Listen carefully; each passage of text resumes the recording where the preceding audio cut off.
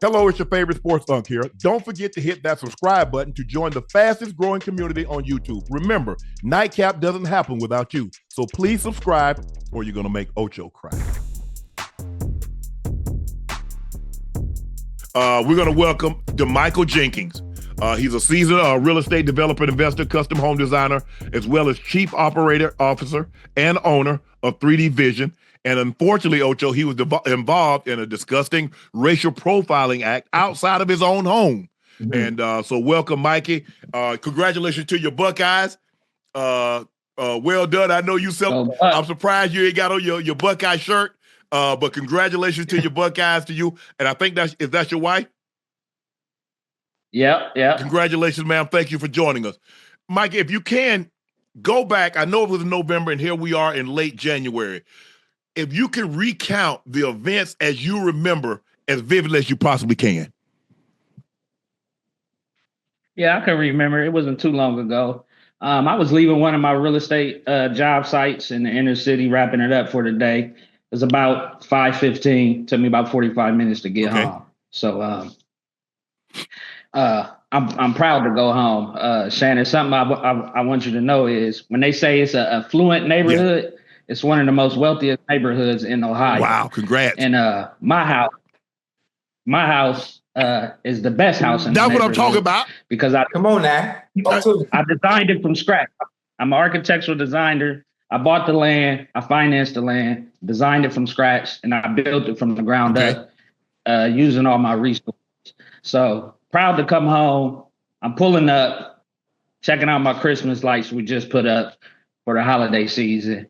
And there happens to be a lady in the driveway with 2 kids. So I don't think nothing of it. Kids coming in and out my house all the time. I got kids, got a family over here. I don't think nothing of it. I think she's looking for the front door. I say, hey, are you looking for somebody? She doesn't answer.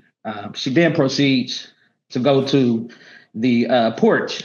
So I'm like, okay, so she's probably coming over. So I pull in the driveway. I'm about to park. And she rings the doorbell and comes to the front of the front porch and stops me and says, do you live here? And I said, yeah, I live here.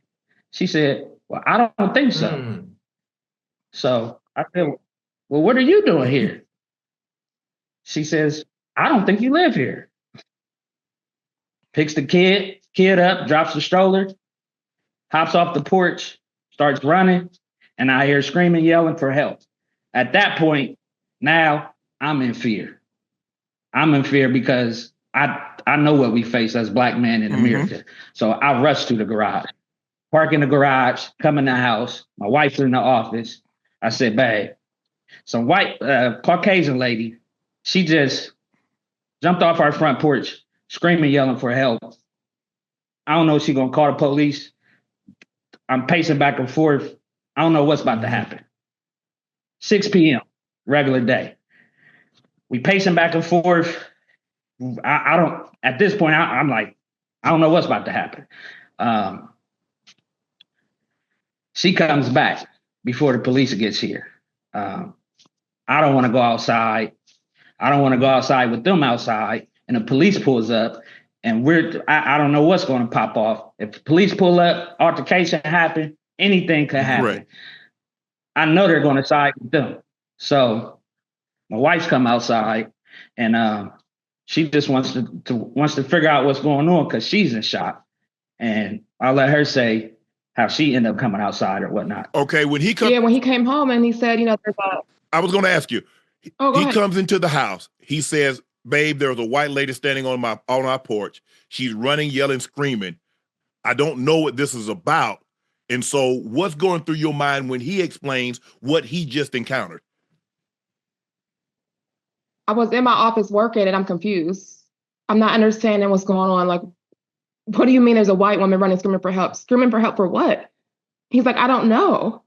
And immediately my heart dropped. I'm like walking and pacing back and forth. Like, okay, just wait. Okay. Well, what happened? Nothing. I was just pulling in the house. And I'm like, what is she screaming for? He's like, I don't know. And I'm like, are you, what? What? And I keep opening up the door because I feel like the police is going to come here. Somebody is about to come here. And I don't know what's going to happen. I don't even know what fully happened. I didn't hear anything. I'm in the house working. So and so I kept opening up the door, and that's when I came out. So she did end up calling the police. She did end up calling the police. She did call the police. Okay. So let me ask you a question.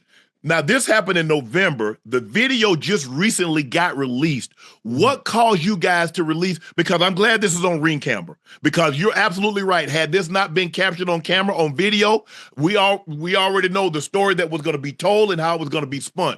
But you guys had it on camera. What made you guys finally decide to release it? Well, I actually released the video in our community Facebook group. Oh. We have a community Facebook group, about 500 or so people. And ever since I've been like, we've been shattered. We've been upset. It's so many different factors and so many different feelings. Feelings. I put the video in our community Facebook group to share what happened. And it took a lot for me to do that. And then we woke up and the videos everywhere. You know what's funny? It's one thing to experience racial profiling in public. You know, in public, I'm sure we all have stories where it happens in that setting. But for it to happen in your own home, I mean, it can be unsettling. It could be uncomfortable, especially when it comes to a place that you call a place of peace that we can all get away from, from the outside world. Has that affected your sense of security and trust in the neighbors? And have you reconciled in any way with the neighbor who caused these issues? Of course, there's a lack of trust. Of course, it makes us feel unwelcome and unsafe. We have 2 boys, and he leads our family. He protects our family. So to know that we can't go walk the dog, or someone looking at us is what's going to happen. It's a lot of weight. It's a lot of pain, and it's a lot of emotion. I can still. And he's desensitized to this. I still hear it in your voice. So of course. Not once have we got, I thought the next day maybe there would be some flowers at the door saying, not once has this person reached out to us to give us a sincere apology. Wait, whoa. HOA. I reached out to HOA immediately after it happened. Nobody said anything? Immediately after it happened, I reached out. HOA ghosted me. Wow. For lack of better words. Can I ask you this? Prior to that night, prior to that incident, had you ever seen this woman prior to this incident?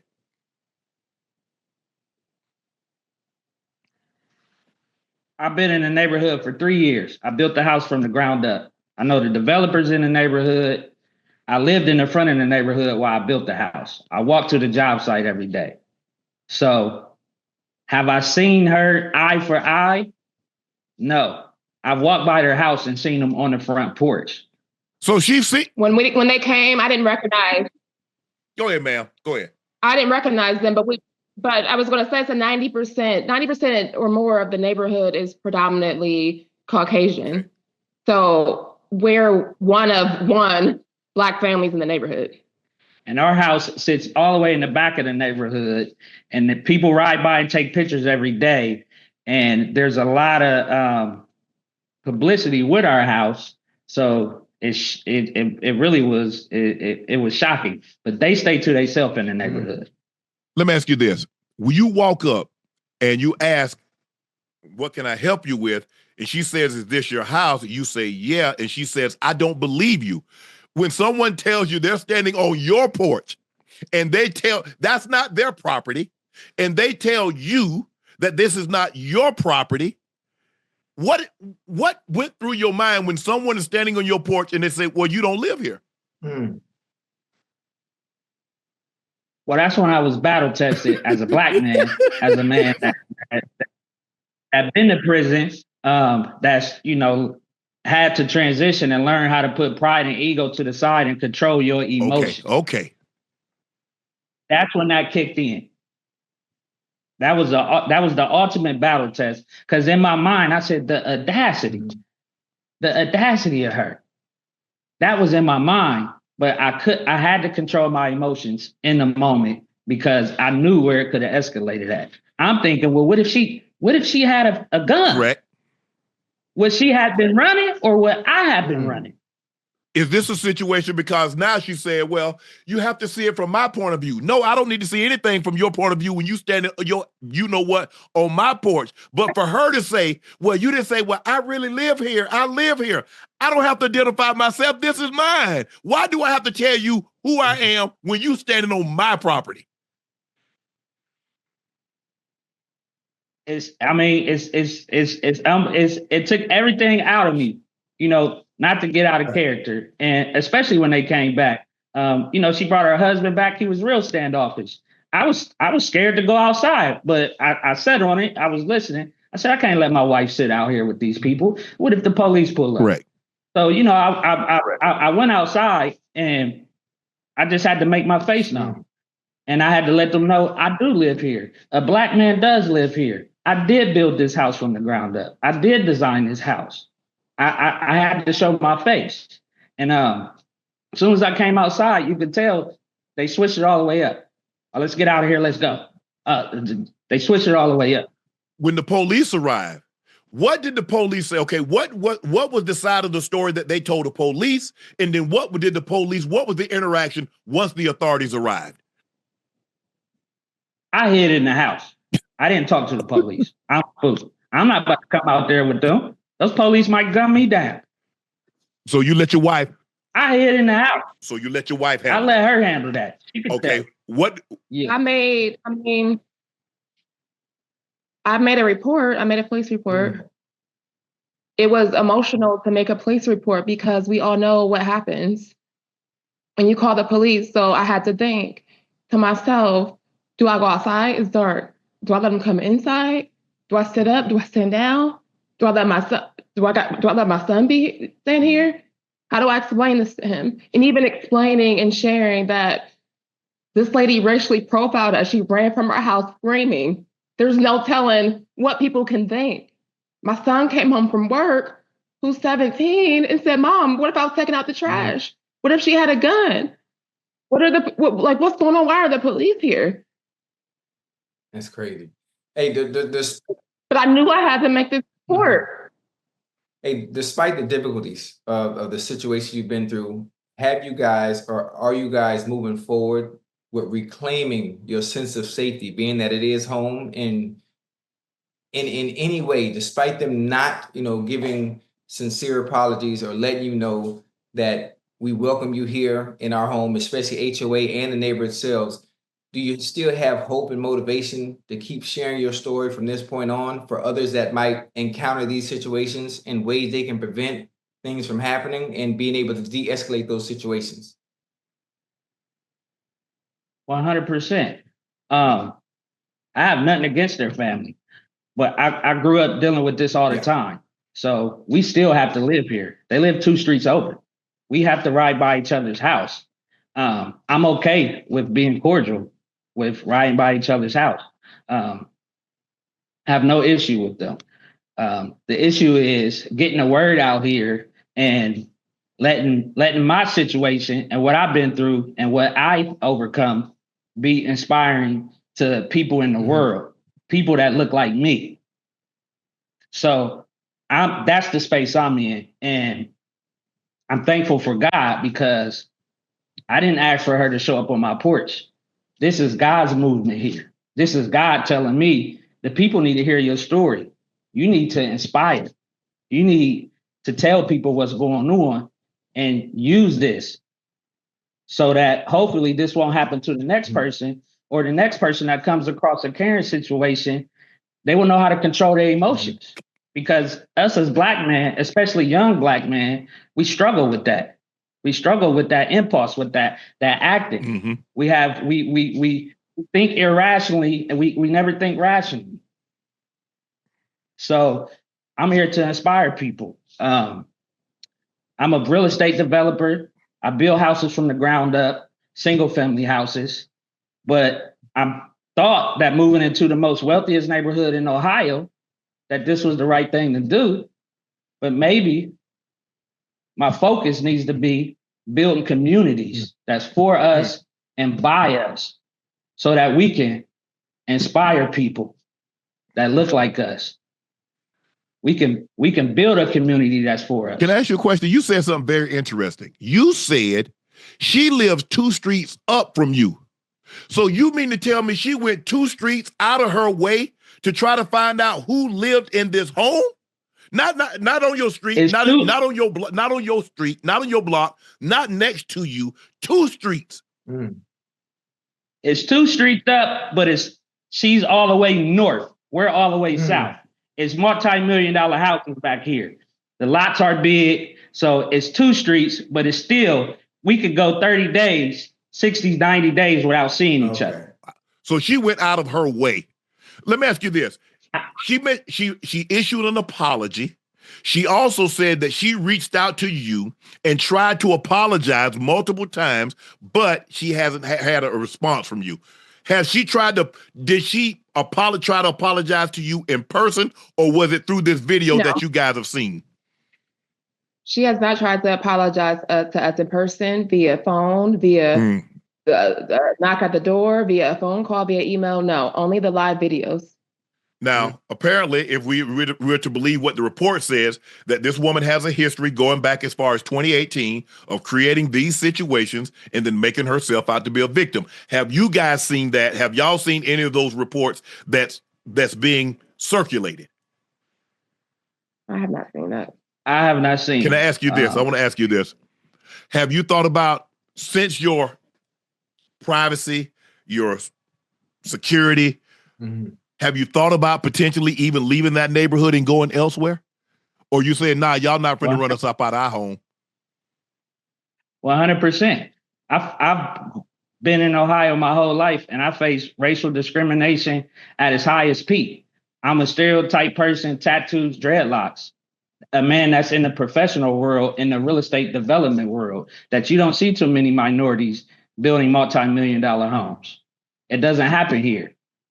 So we 100% have thought about moving to another state, taking my talents elsewhere, building a community, to going places where we could be surrounded by more people that look like us. Man.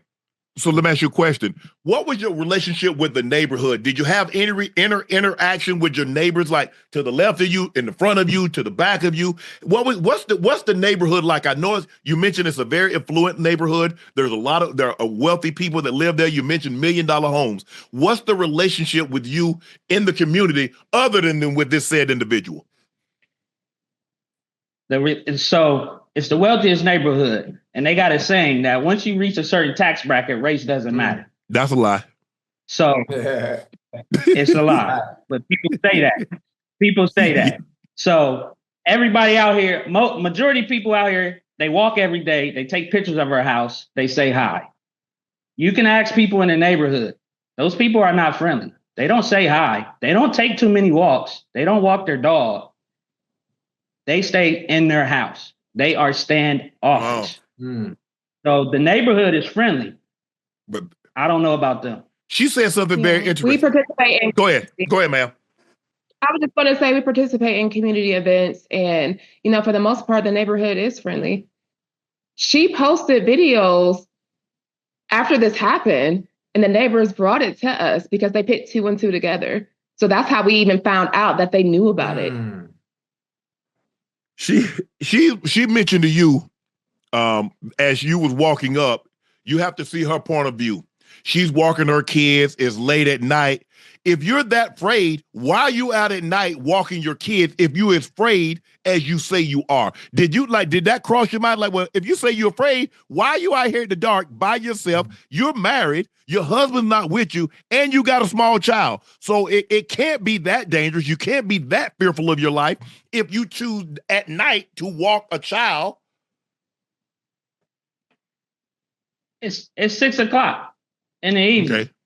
It gets dark early, but yeah, we thought about that. Of course. I wouldn't be outside walking with no. Yeah. No. Not at all. Especially if you have been through things or whatever. Like, I'm not walking at night, period. Oh, that's crazy. It's as simple as that. And as soon as someone tell me that's their house, all bets are off. Okay, if you're scared, then you walk home. That's it. I don't know. I guess I just look at things differently. I've really never walked by somebody's house. Oh, you live here? Oh, definitely I'm not standing on somebody's porch and asking this, is this their home? If they drive up, I'm in the neighborhood, I see somebody in their driveway or somebody on the porch, I throw my hand up, I keep it moving. I'm not going to stand on someone's porch and ask them if they live here. That's none of my concern. That's just me. Maybe I don't think I'm unique in that, guys. We ain't nosy. That's privilege. We ain't nosy like that though. we ain't nosy like that, man. We see somebody, man, we chunk up the deuce, we say hello, and we keep it moving. The first thing we say, we see a nice house, boy, that thing that nice, ain't it? Right. And we keep it moving. Who it belongs to, it ain't our business. You mentioned that you have a 17-year-old son, and as Black, we have to have that conversation with our Black young men.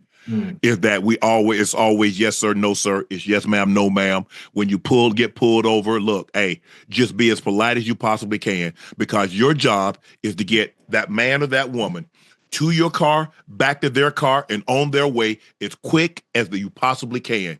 It's not about, all this and all that. We'll fight it in court. Whatever it is, if they said I was speeding, if I was improper lane change, I don't have a tail light, or what, erratic driving, let's go to court.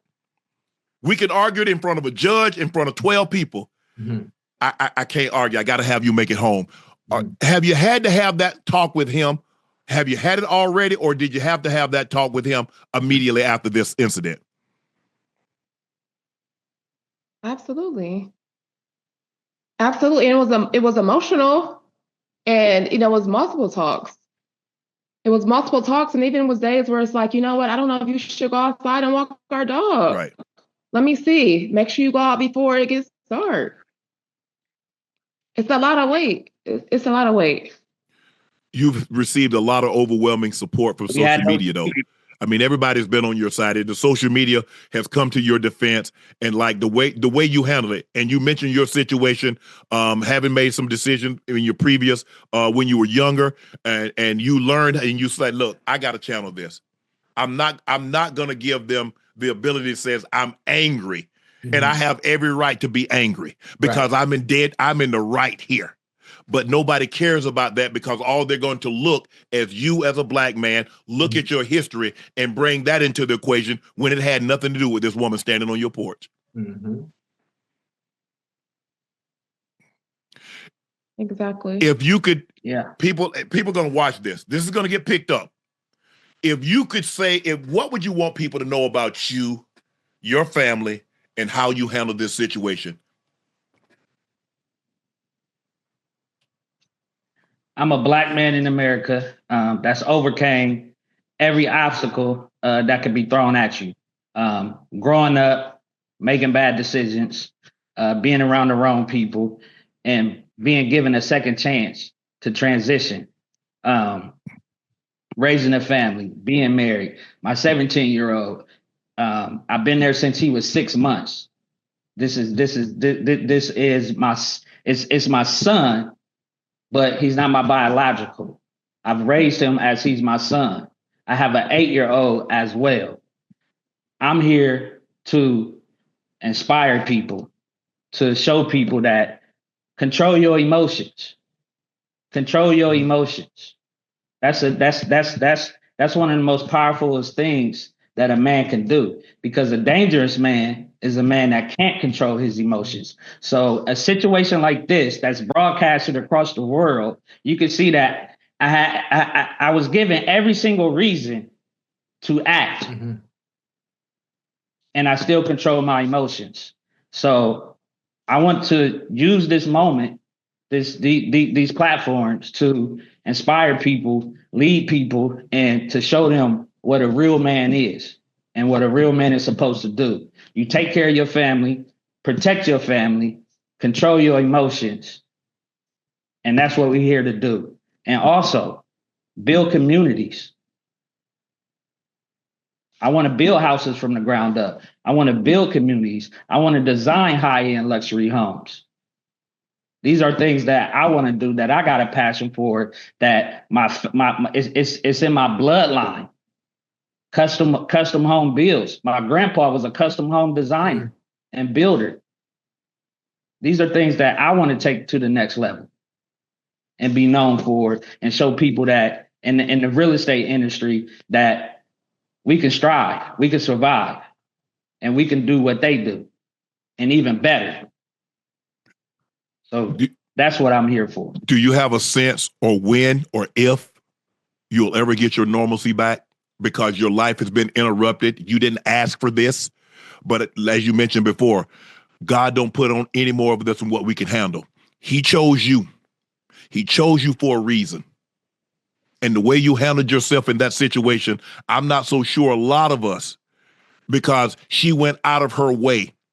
She had no business on your porch to begin with. If she didn't think you lived there, she could ask that question from the street.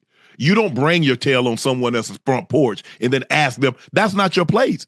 I can see if you were at her house and you're asking for directions. You're like, "Are you lost? Do you need help?" She's on your property. Did you think about pressing charges for trespassing?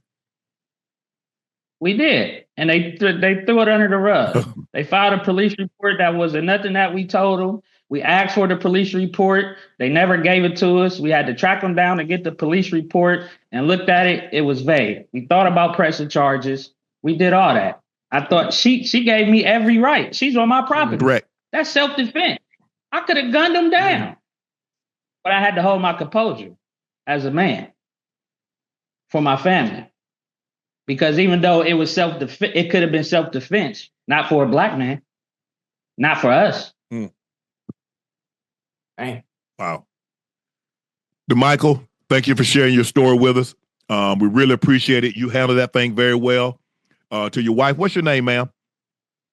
Brittany. You and DaMichael handled it very, very well. I'm not so sure very many people would have handled it with the class and with the poise that you did. You did everything right. And even though you did everything right, it seems like everything has gone wrong. She was wrong for coming onto your property. The authorities seem to be wrong for how they've handled this situation. Hopefully you get the clarity, you get the judgment, the respect that you deserve in this situation, because you did everything right. And seemingly as of right now, things have gone wrong. Hopefully, the Nightcap family, everybody that's in this chat, we're praying for you, that you get your sense of peace, you get your sense of normalcy, and you get everything that you deserve back tenfold. Because just talking to you, you're a good man. Brittany, you're a good woman. Y'all a great family. Yes. And you're doing the right thing. So I tip my hat to you for the way you handled this situation, and continue to be blessed. God's going to continue to bless you because you're a good man and you do great things for the community. And I want to thank you, Ocho and I, Nightcap family, want to thank you for sharing your story with us. We greatly, greatly appreciate it. This is going to go out, and you're going to get an outpouring of support. Yes, sir. And it still wouldn't be enough for what you guys went through. But I thank you for sharing your story here with us on Nightcap. Continue to be blessed, continue success, and we'll talk to you soon down the road. Appreciate it. Thank you, guys.